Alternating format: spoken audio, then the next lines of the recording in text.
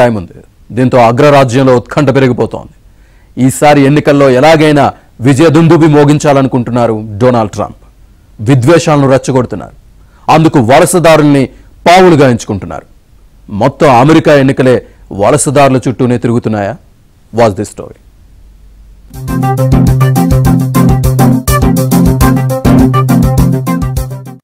What they have done to our country by allowing these millions and millions of people to come into our country, and look at what's happening to the towns all over the United States. And a lot of towns don't want to talk. It's not going to be Aurora or Springfield. A lot of towns don't want to talk about it because they're so embarrassed by it. In Springfield, they're eating the dogs, the people that came in. They're eating the cats. They're eating the pets of the people that live there. And this is what's happening in our country, and it's a shame.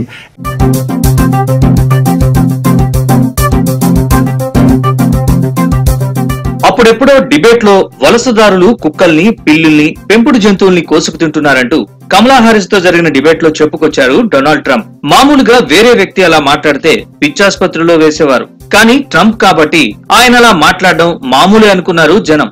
ఇప్పుడు వలసదారులపై మళ్లీ పిచ్చి కూతలు కూశారు. అమెరికాలో ఉన్న వలసదారుల్లో చెడు జన్యువులున్నాయని Trump అన్నారు. వారు హత్యలు చేయడానికి వెనకాడ్డారని ఆరోపించారు.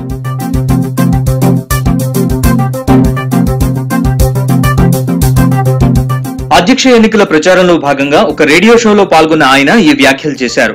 జైళ్లలో ఉండి నేర చరిత్ర ఉన్న లక్షలాది మంది వలసదారుల్ని అధ్యక్షుడు జో బైడెన్, డెమోక్రటిక్ అధ్యక్ష అభ్యర్థి కమలా హారిస్ అమెరికాలో ఉండేందుకు అనుమతించారని విమర్శించారు. మెక్సికోతో సరిహద్దులు తెరిచి ఉంచడం వల్ల 13,000 మంది హంతకులు అమెరికాకు వలసొచ్చినట్లు కాకి లెక్కలు చెప్పారు డొనాల్డ్ ట్రంప్. వారిలో చాలా మంది ఒకటి కంటే ఎక్కువ హత్యలు చేసిన వారేనని ఆరోపించారు. వారిప్పుడు సంతోషంగా అమెరికాలో నివసిస్తున్నట్లు తెలిపారు. హంతకుల్లోనే చెడు జన్యువులుంటాయని, ఇది తాను నమ్ముతానని ట్రంప్ చెప్పుకొచ్చారు. తాను అధ్యక్షుడిగా ఎన్నికైతే నేరస్తులైన వలసదారుల్ని అనుమతించేదే లేదని తేల్చి చెప్పారు డొనాల్డ్ ట్రంప్.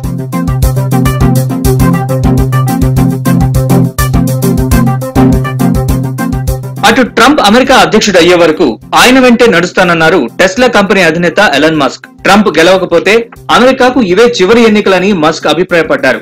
డెమోక్రాట్లు గెలిస్తే ప్రజాస్వామ్యానికి ముప్పని మస్క్ ఆరోపించారు. ఉద్దేశపూర్వకంగా వలసదారుల్ని కొన్ని కీలక రాష్ట్రాలకు తరలిస్తున్నట్లు తాను నమ్ముతున్నానన్నారు. వారికి పౌరసత్వం లభిస్తే వారు డెమోక్రాట్ల ఓటర్లుగా మారతారని చెప్పారు. మరో 4 ఏళ్లు అమెరికాను డెమోక్రాట్లు పరిపాలిస్తే చట్టవిరుద్ధమైన చర్యల్ని అమలు చేస్తారని అన్నారు. ఫలితంగా స్వింగ్ స్టేట్స్ కనుమరుగవుతాయని అభిప్రాయపడ్డారు. మరోవైపు కమలా హారిస్ తనదైన శైలిలో ప్రచారం చేసుకుంటున్నారు. తాను అమెరికా ప్రెసిడెంట్ అయితే రష్యా అధ్యక్షుడు పుతిన్ తో భేటీ అయ్యే అవకాశమే లేదన్నారు ఆమె. ఉక్రెయిన్ లేకుండా ద్వైపాక్షిక చర్చలు పూర్తి కావని, ఉక్రెయిన్ భవిష్యత్తుపై ఆ దేశమే తెలుసుకోవాలని సూచించారు. ట్రంప్ ని డేంజరస్ పర్సన్ గా అభివర్ణించారు. Donald Trump is an unserious man. But the consequences of putting Donald Trump back in the White House are extremely serious.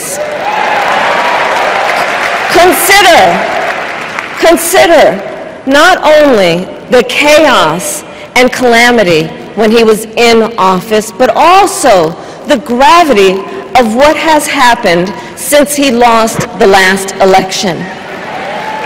Donald Trump tried to throw away your votes. When he failed, he sent an armed mob to the United States Capitol. Donald Trump తన ప్రతి మాటలోనూ శ్వేతజాతి America అహంకారాన్ని చూపిస్తుండగా కమలా Harris మాత్రం అందరినీ కలుపుకుపోయేందుకు ప్రయత్నిస్తున్నారు. మరోవైపు America అధ్యక్ష రేసులో సర్వేలు మాత్రం నువ్వా నేనా అన్నట్లు ఉన్నాయి. ఈ నెల రోజుల్లో ఏమైనా జరగొచ్చు. అందుకే శ్వేత జాతీయుల్ని ట్రంప్ విపరీతంగా రెచ్చగొడుతున్నారు. వలసలకు వ్యతిరేకంగా మాట్లాడుతూ అమెరికా పౌరుల మద్దతు కూడగట్టేందుకు ప్రయత్నిస్తున్నారు. అయితే 2016లో పారిన ట్రంప్ వాచిక మళ్లీ పారుతుందా? ఇంకా నెల రోజులు ఆగాల్సిందే.